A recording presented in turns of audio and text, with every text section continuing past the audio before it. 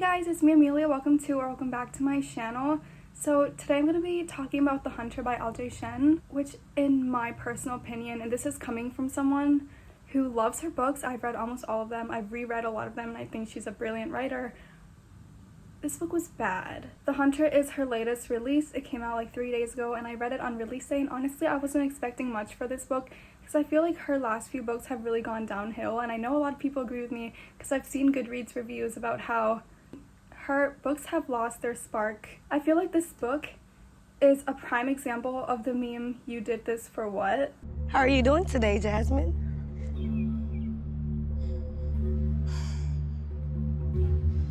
But you did this for what? Why not? Why? Why not? Why though? I finished the book and I was just like, you did this for what? Here are, I'm just gonna list out some problems I had and I'm gonna get into them. There was zero chemistry between the hero and the heroine. The romance was not believable at all, and usually in her books the romances are amazing. In this one, I don't know. The portrayal of women was absolutely disgusting.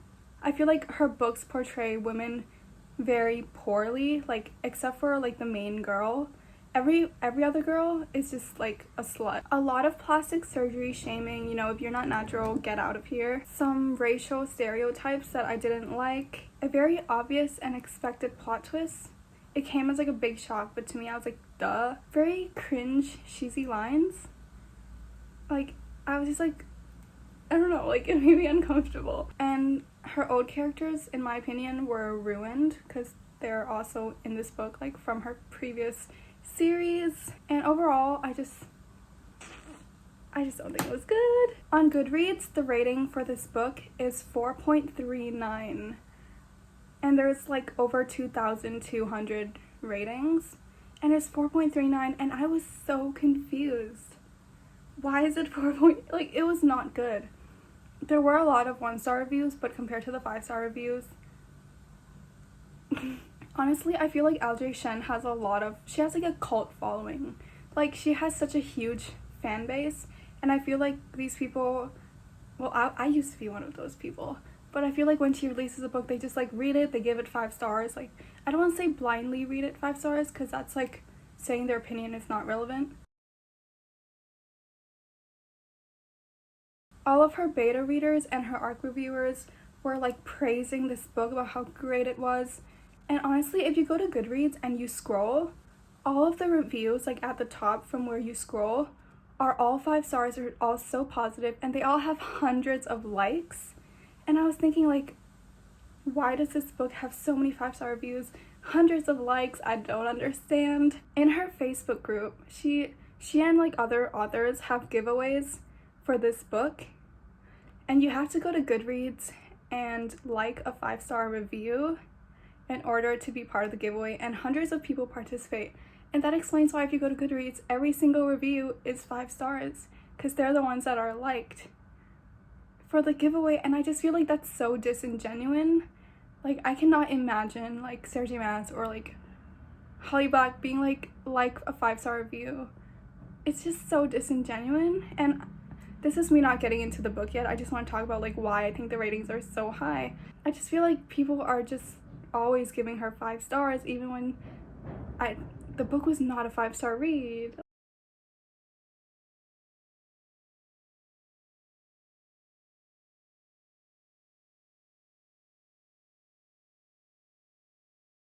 So I'm gonna get into the book now, and this is gonna be full spoilers. If you plan on reading the book, don't watch this, but I would not suggest you to read this book. This book is essentially about this guy Hunter, and I really liked Hunter from her previous series. I don't know what happened, but I don't like Hunter anymore. So the book starts out with him finding out that he has a sex tape leaked with 5 other girls. He was very proud of it. He didn't see a problem with that. He belongs to the 4th richest family in America, which just made me want to roll my eyes. The company that his dad owns is called Royal Pipelines, which also made me want to roll my eyes because I feel every single new adult book has Royal somewhere, whether it be someone's last name or their company name or their squad name. Royal is always in new adult books, and I was just I was done with it. The 5 girls in the sex tape end up suing him for rape, and obviously he didn't rape them. It was consensual. And I just hated that narrative of false sexual accusations. The girls just wanted money, and I just hated the way that women were portrayed in this book. And that's just one part of how women were portrayed so disgustingly. There was so much like women degradation that annoyed the living hell out of me. I'm not gonna read out like the sex tape scene because I want to keep my channel PG, but it was so disgusting. The way women were written, it just disgusted me, and Hunter's thoughts about them just really disgusted me. I don't know why we're supposed to lust after Hunter.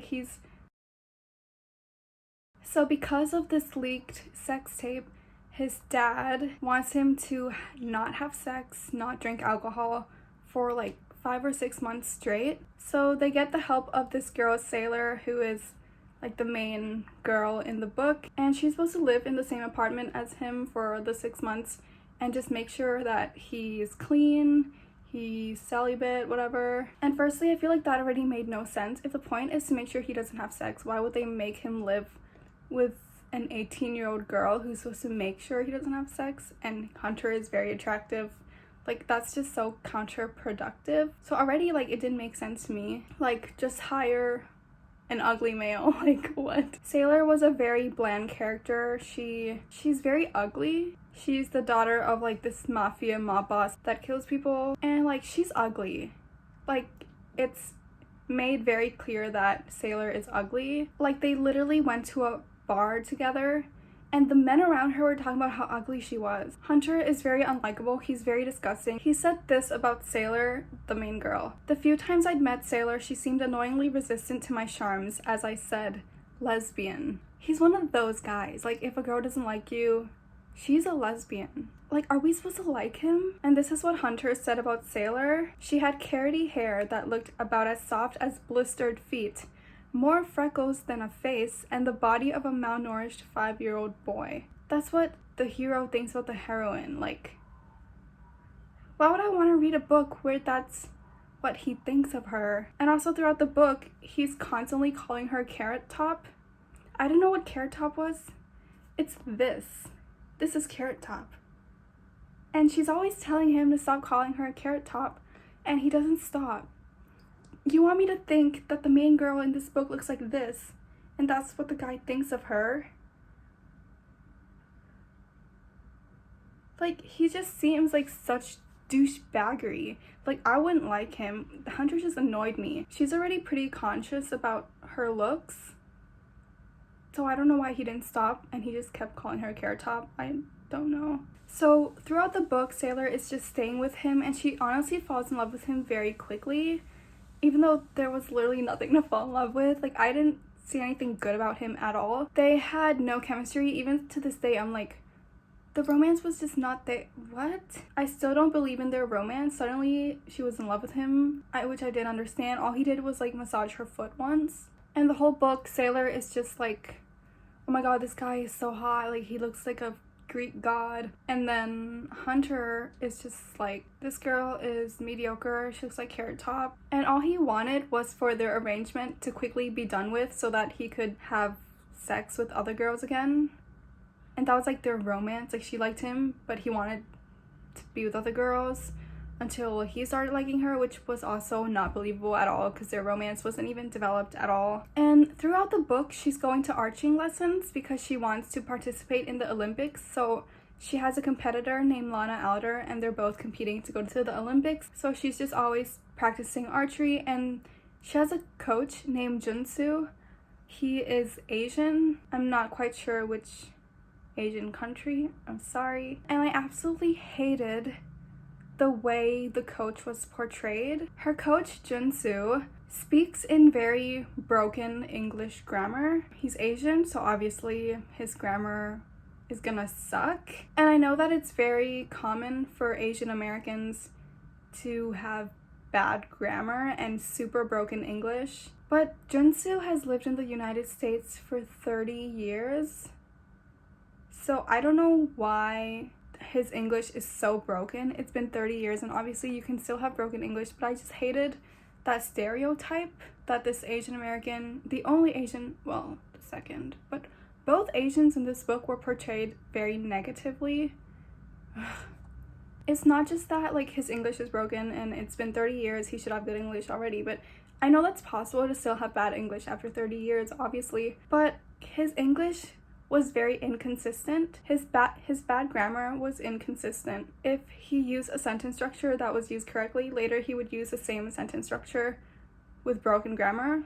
So I felt like it wasn't a realistic portrayal of broken English because it's very inconsistent. He would sometimes say it correctly, sometimes that same sentence would be said incorrectly. I felt like the authoress was just taking out random needed words like it was just random. Like, it didn't seem realistic at all. So Jinsu, her archery coach, is always acting suspicious. He takes suspicious phone calls. There's a scene when Sailor's shoulder is kind of like sore or strained or like almost broken, and she goes to the doctor, and the doctor says she has to take 2 weeks off of archery, and she tells her coach, and the coach is like, you can't take 2 weeks off, you have to keep practicing. And Hunter's like, no, she has to take 2 weeks off or else her shoulder will not be ready for the Olympics. And the coach is just like forcing her to keep doing archery, and he has all these suspicious phone calls, and he can't pay for his son's college, but then randomly, like, he has money to pay for his son's tuition. And like, I could already tell that Jinsu was a villain with all these suspicious phone calls telling her,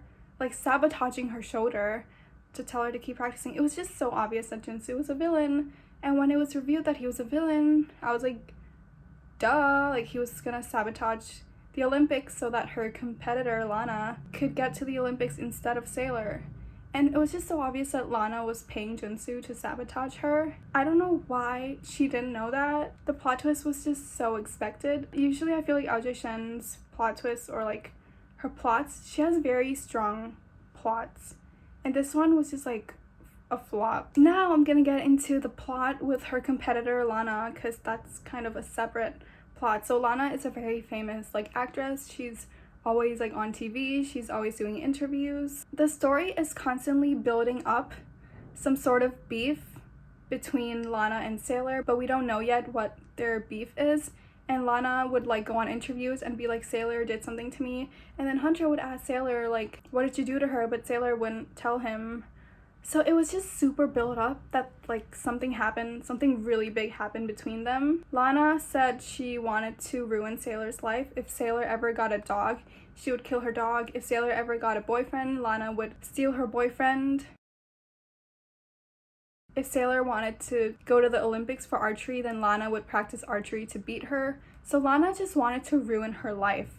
So it was built up that this was something so big, so important. Sailor did something super bad. At the end, we find out that when they were younger, Sailor was doing archery and she was blindfolded, and some kids were telling her to shoot the target, but they blindfolded her, so she just shot at the target. But the kids had put Lana's dog in front of the target, so instead she killed Lana's dog when she was blindfolded and didn't know. So it was all an accident. She didn't mean to kill Lana's dog, and because she accidentally killed Lana's dog, Lana was like, I'm literally gonna spend my whole life ruining your life. So this whole thing was just made to be something like so dramatic, so built up, and it was just like an accident. I don't know why she didn't just tell Lana it was an accident. Like, miscommunication plays such a big role in this book so many times. I think she tried like one time to tell Lana it was an accident, but it was right after she killed the dog, so Lana didn't really like pay attention. And then she's like, I'm gonna ruin your life. Like, just tell her you didn't mean to do it. Like, for years, Lana literally practiced archery to get to the Olympics instead of Sailor, all because of that accident. And I don't know what possessed L.J Shen to come up with that plot line. It was dramatic and built up for no reason, and I feel like miscommunication is a major drive in L.J Shen's books. And sometimes I'm just like, just communicate, just tell her it was an accident, you didn't mean to do it. Like, Lana's literally out to ruin your life. Literally, if characters in L.J Shen's books communicated, there would be no problems. Her book thrive off of miscommunication, which I think is just such a lame like plot line. Like, just talk, just sort it out. There's a scene in the book where they're at like the archery club, and Lana has the bow and arrow pointed at Sailor's face, and she literally was like, drop out of the Olympics or I will kill you. And Sailor's like, oh my gosh, why did I put myself in this position? I have to drop out of the Olympics. And then she drops out of the Olympics. And I thought that was a joke when she was like, okay, like, don't kill me. Like, I will leave the Olympics. You have my word. I thought that was a joke. But it's not. And then she went to her car and she's like, oh, I can't believe I can't be in the Olympics anymore. Like, yes, you can. Like, I don't understand. Like, the whole book, she's practicing archery every single day to get to the Olympics. And at the end, she doesn't go because Lana threatened to shoot her. That just made no sense to me. Like, just say you're not going to go to the Olympics to get out of the situation, but then actually go. You know? Like, I was so confused. And then there's a scene in the book where she finds Hunter in a compromising situation or position with Lana, her competitor. Lana's like sitting on his lap and Lana's wearing his shirt. And Sailor just she just runs out of the door because she thought that they like had something going on and she felt very betrayed. And the whole time Hunter was like, it's not what it looks like. Let me explain this to you. And she just gets into her car and she just goes home. She ignores all of his calls. She blocks his number. And that's just another situation of miscommunication in L.J. Shen's books. He literally said, it's not what it looks like. Let me explain this to you. She leaves, blocks his number, doesn't take any calls, isn't okay with like meeting him face to face. She doesn't want to communicate with him at all. And I'm just like, dude, just talk. Miscommunication drives L.J. Shen's books, and it's not a strong plot point. It turns out that it was just a setup. Lana was setting him up so Sailor could feel betrayed. And I'm just like, miscommunication is not a strong plot point. Like, if he says, it's not what it looks like, let me explain. Why'd you go home, block his number, not take any of his calls? Like, even I knew that he could explain it and that it wasn't what it looked like. It was so obvious. And I'm like, why is L.J. Shen doing this again? Miscommunication is not the way to go. Like, that's not even a plot. It's just miscommunication. And there's also another storyline going on, which is Hunter's storyline, because all the Lana stuff was kind of Sailor's story. So his story is basically that if he remains like celibate for 6 months, if he doesn't drink alcohol for 6 months, then he will get his inheritance. And there's a guy named Sylvie in the company. Sylvie is pretty close with Hunter, as well as Hunter's dad. He's like, I think he holds a share in the company. And Hunter hears Sylvie in a phone call on a burner phone saying that he's gonna like destroy Hunter and his family and he's gonna ruin them. And Hunter tries to warn his family about the phone call that he heard, but his family didn't believe him, which is so dumb. Like, what? And in order to like find out more about Sylvie's plan, since his family didn't believe him, he basically becomes like a spy. He puts like trackers or like microphones into Sylvie's office to find out about his plan. And then Sylvie ends up getting arrested because Sylvie planned to kill his family. And then we find out that his family actually already knew about Sylvie being out to get them. They just pretended not to believe Hunter, so that he would try on his own to find out more about it and prove himself to them, which I think was so dumb. They wanted Hunter to prove his worth. I don't know. It was just not good. I just don't think this plotline was fun.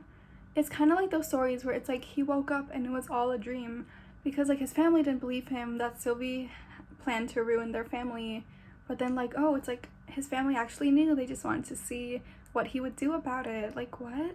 Like, L.J. Shen's books used to be so much stronger than this. I was just like, that's it? Like, you did this for what? Now I just want to get into like the plastic surgery part of this book because it really annoyed me. Basically, people with like fake boobs or any type of plastic surgery was constantly getting shamed, and it really annoyed me. If someone wants to get surgery, I don't care. Like, let them. It just felt like the author was trying to push her narrative that like plastic surgery was bad. So there's this scene, they're at this fundraiser party and Sailor goes into the bathroom and she hears 2 girls talking about her. And then she comes out of the bathroom and they're like, oh my gosh, it's her. And then one of the girls says something about Hunter's brother, Cillian. From Sailor's perspective, the girl says, wait, you know Cillian? The one with fake tits asked. The one with fake tits ass. I don't know why that was necessary. And Sailor says, I nodded. Absolutely. We were just discussing the merits of women with natural breasts. And I'm just like, you did this for what? Like, what's the point of saying we were just discussing the merits of having natural breasts? Like, she's basically shaming that girl for having fake boobs, which I just don't, like, is it just me? I don't see the point in that. If she wants to do her boobs, let her do her boobs. I would never get plastic surgery, but I would never, like, shame another person. And it's not just that, but, like, plastic surgery is constantly shamed upon in this book. And, like, the author of this book is very beautiful. L.J Shen is very beautiful. Like, I've seen her pictures. She's very beautiful, so I would understand.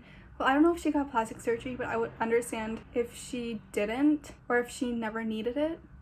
But I don't think it's right to constantly shame people with plastic surgery in this book. Oh, okay. There was this scene. So Sailor is just talking about how Lana, her archery competitor, used to live with her uncle, which is like, it's not even a part, it's so out of topic, but she basically says, Lana lived with her uncle and his much younger girlfriend, the one Dad said had enough plastic surgery for 3 desperate housewives of Orange County. And then she just changes the topic to like something else. And I'm just like, why is it necessary to say that Lana lived with her uncle and his younger girlfriend who had enough plastic surgery for whatever. Like, why would you just randomly mention the plastic surgery of a character that's not even relevant to this book? Like, plastic surgery is just constantly shoved down our face. And then there's another scene that's talking about our Kardashian, and they're talking about how this Kardashian sister allegedly remodeled her entire face and some other body parts. Okay, I don't know which Kardashian remodeled their entire face. Kardashian references are constantly being made, and they're portrayed in a very negative light, and I really just didn't see the point in that. Like, the Kardashian references got so annoying. Every time the Kardashians got mentioned, I was like, why? Like, I don't know what this author has against the Kardashians, but it got really annoying, especially they were never portrayed in a positive light. Like, I just hate the way that women overall were portrayed in this book. I feel like in L.J Shen's books, the only girl that's good is the main character. Every other girl is like bad. If I didn't know this book was written by L.J Shen, I would have thought it was written by like a sexist man, especially just the way everything was portrayed. Like, women. Also, Hunter has a 147 IQ. This guy has like never written an essay in his life. He got into Harvard because his dad like bribed Harvard or something. He said he'd probably fail at finding classes, let alone deciphering lectures. He's never finished anything in his life. He wouldn't trust himself to write a grocery list, let alone an essay. He refers to himself as super stupid. And you're telling me he has a 147 IQ?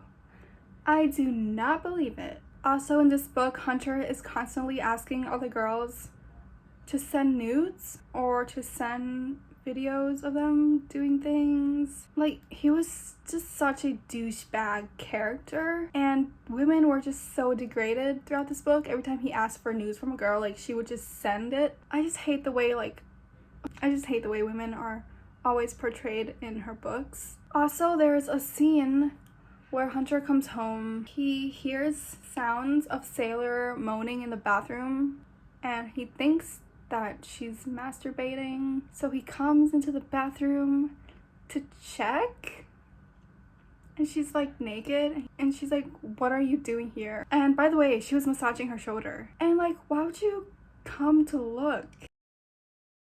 Like, this is the guy we're supposed to like? Are you kidding me? Also, if you've read L.J Shen's other series, All Saints High, then you probably know Knight and Luna, who are one of the main characters in that series. And we have a scene where Knight and Luna are visiting Hunter and Sailor, and they go to the movie theater together, but I think they have like the whole theater to themselves. And Hunter and Sailor and Luna and Knight are watching a movie, and Luna and Knight just start having sex right there besides Hunter and Sailor.